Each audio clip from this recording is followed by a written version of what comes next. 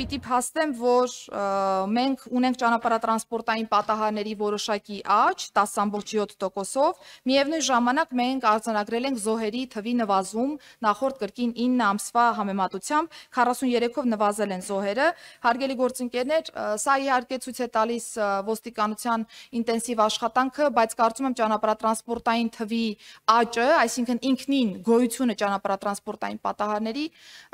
դեռևս շարունակում է մտահոգիչ մնալ եւ մենք այս ուղղությամբ ունենք հստակ ռազմավարություն շարունակելու իրազեկման միջոցառումները թե վարորդների, թե երթևեկության մնացյալ մասնակիցների շրջանում, որովհետեւ ճանապարհատրանսպորտային պատահարների նվազման պիտի նաեւ գանք ընդհանուր վիճակագրական պատկերում, որպեսզի կարողանանք գոհացուցիչ դիտարկել ընդհանուր առմամբ իրավիճակը։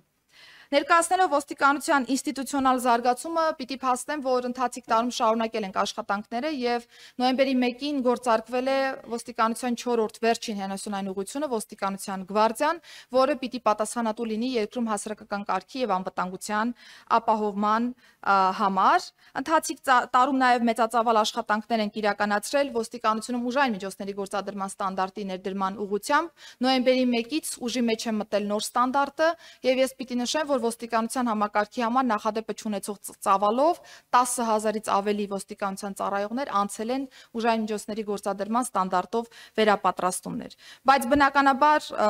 սին կլինեն այն պատկերացումները, որ ուժային միջոցների գործադրմամբ մենք իսպառ վերացնելու ենք բոլորեն թերությունները եւ հարցերը, որոնք պրակտիկայում կարող են ի հայտ գալ։ Դրա համար հետեւողականորեն պիտի շարունակենք վերապատրաստման աշխատանքները ոստիկանության ծառայողների շրջանում եւ հասնենք նրան, որ այո, տարիների կտրվածքով այս ստանդարտը պիտի դառնա արդեն ոստիկանության ծառայողների մարմնի հիշողության մաս եւ կարիք չի լինելու այլև այլ միջամտությունների, որպեսզի այս ստանդարտին համահունչ ծառայողները կարողանան իրենց վարքագիծը կազմակերպել։ Գործընկերներ, պիտի նշեմ, որ մենք էական առաջընթաց են գրանցել նաև ներքին գործերի նախարարության համակարգում մեկ միասնական օպերատիվ կառավարման կենտրոնի ձևավորման աշխատանքների ուղղությամբ, մինչև տարեվերջ պատրաստ կլինի նաև ծրագրային ապահովումը, որով որ կմիատեղենք առաջին փուլում ոստիկանության եւ փրկարար ծառայությանը ուղղորդվող զանգերը, իսկ արդեն հաջորդ տարվա կտրվածքով սրանց կմիանա նաև շտապօգնություն եկող զանգերը եւ մենք կկարողանանք մեկ միասնական հարթակ ունենալ այս առումով եւս։ Մարդկային ռեսուրսների կառավարման համակարգի խորքային բարեփոխումը եւս ընթացիկ տարում մեր թիրախում է եղել եւ մենք նաեւ ազգային ժողովի կողմից ունեցել ենք հաստատում ոստիկանության կարգապահական նոր կանոնագրքի, որտեղ բարեվարկության թեմային հստակ հատուկ անդրադարձ կա։ Առաջին անգամ հետեւյալ կարգավորումը ունենք, որ նախարարության կազմում գործող ներքին անվտանգության եւ հակակոռուպցիոն վարչությունը, որը պատասխանատու է համակարգի կարգապահության նաեւ համար այդ դեպքերի բացահայտման համար, աշխատանքի ընդունելու է ծառայողին բացառապես բարեվարկության ստուգման եզրակացության հիման վրա։ Սա կարծում եմ շատ կարևոր է, որովհետև բարեվարկությունը ստուգող, կարգապահությունը ստուգող ստորաբաժանման աշխատակիցները առաջին հերթին իրենք պիտի լինեն այդպիսին, ապա նոր միայն դիտարկեն մյուս ծառայողների վարքագիծը։ Անդրադառնալով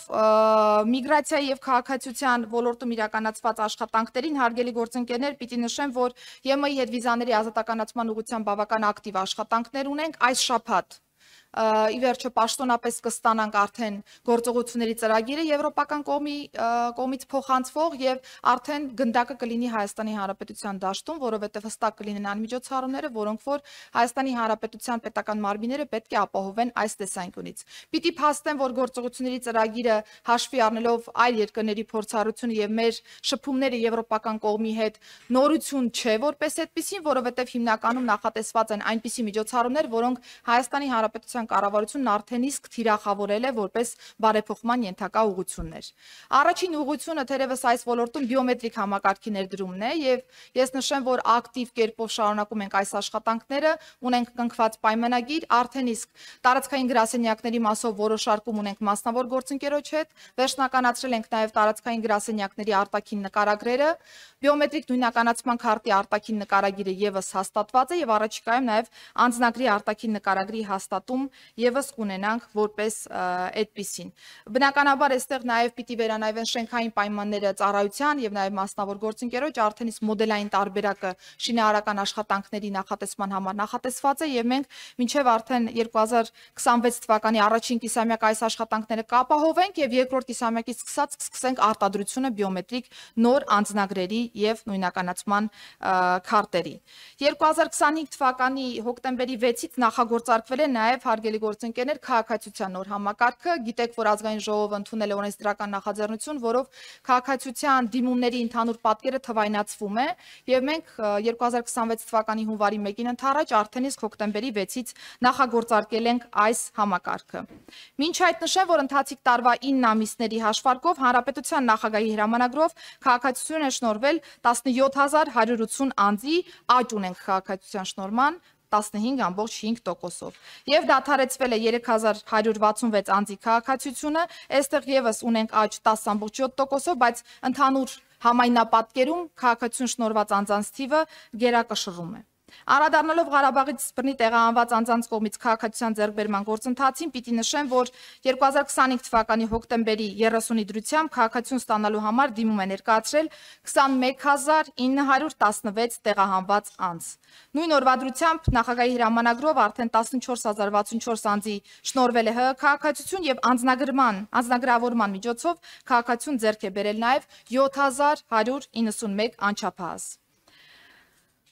Պիտի նաև նշեմ, որ եւս ընթացիկ ունենք գործեր, որոնք որ քննարկման փուլում են գտնվում, 7852 գործ այժմ գտնվում է ընդհանցքավորման փուլում։ Նշեմ նաև, որ 2026 թվականին ընդհանուր առմամբ նաև նախատեսում ենք ներդնել կացության կարգավիճակների ամբողջական թվայնացված տարբերակը, արդեն իսկ փաթեթը ներկայացվել է ազգային ժողովին եւ ես վստահ եմ, որ սրանով միգրացիա եւ քաղաքացիության ծառայության կյանքում թվայնացման բլոկը էական փոփոխություններ կունենա եւ մեզ միայն շատ փոքր բաղադրիչ կմնա որպես այդպիսին թվայնացման։ Հաշվետու ժամանակահատվածում ՀՀ քաղաքացիներին տրամադրվել է 312177 ՀՀ քաղաքացու անձնագիր եւ ես պիտի նշեմ, որ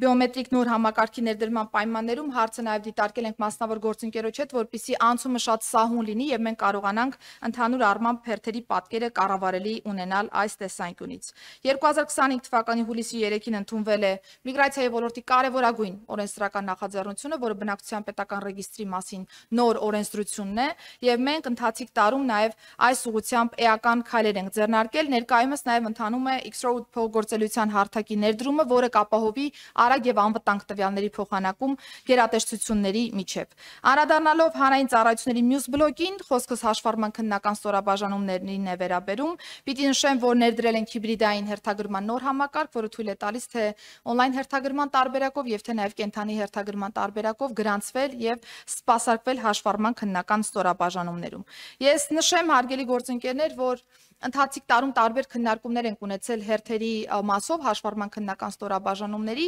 բայց ինչ ունեինք նախորդիվ, ունեինք իրավիճակ, երբ որ ընդհանուր մինչև նախորդ օրը քննության կամ որևէ գործարքի անձը ստանում էր համապատասխան հաղորդագրություն եւ հարցեր նա կարողանում էր իր ժամանակահատվածը կազմակերպել այնպես, որ ներկայանա քննությանը կամ այլ գործարքի կազմակերպմանը թե ոչ, իսկ այս պայմաններում կարող է անձամբ մուտք գործել համակարգ, իրեն հարմար օրը եւ վայրը արդեն ընտրել եւ գնալ գործարքը կատարելու։ Սեպտեմբերի 1-ից տարածքում գործում են թվային վարորդական վկայականները, ամբողջությամբ անցել ենք թվային վարորդական վկայականների համակարգի եւ այլևս ոստիկանությունը վարչարարություն չի իրականացնում այն քաղաքացիների նկատմամբ, որոնք իրենց մոտ չունեն պլաստիկ տարբերակով վարորդական վկայականներ, ինչը կարծում եմ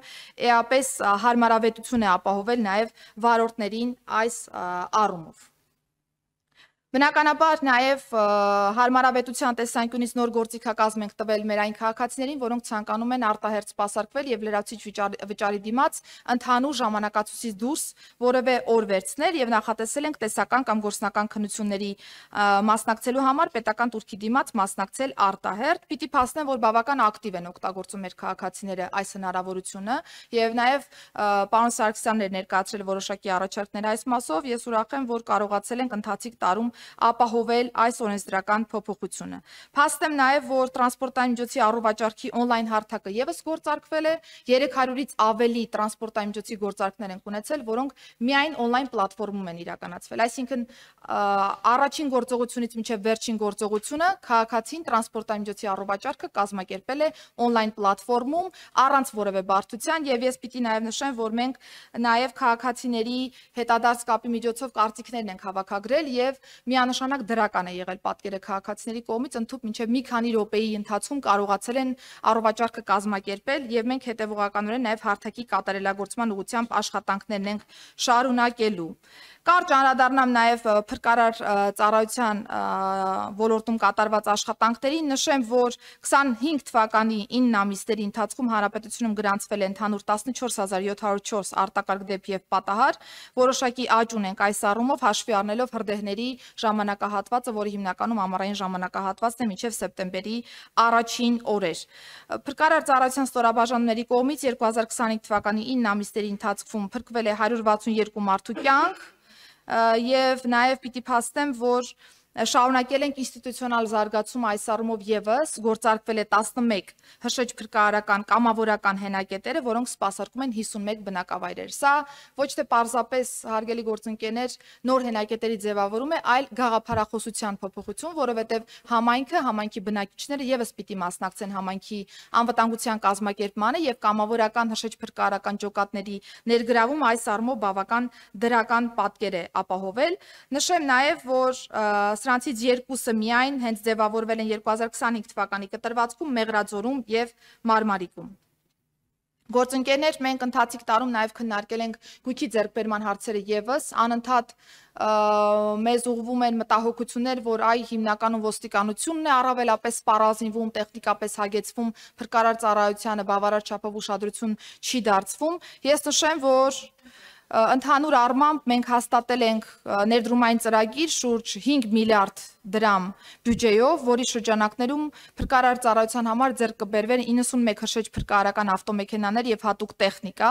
եւ պիտի փաստեմ, որ արդեն ընթացիկ տարում մինչեւ նոյեմբերի ավարտը նախատեսում ենք ունենալ 8 հրշեջ փրկարարական տրանսպորտային միջոցի եւ 10 արագարձագանքման փրկարարական ավտոմեքենայի արդեն հատկացում փրկարար ծառայությանը։ Ամբողջովին վերանայվել է նաեւ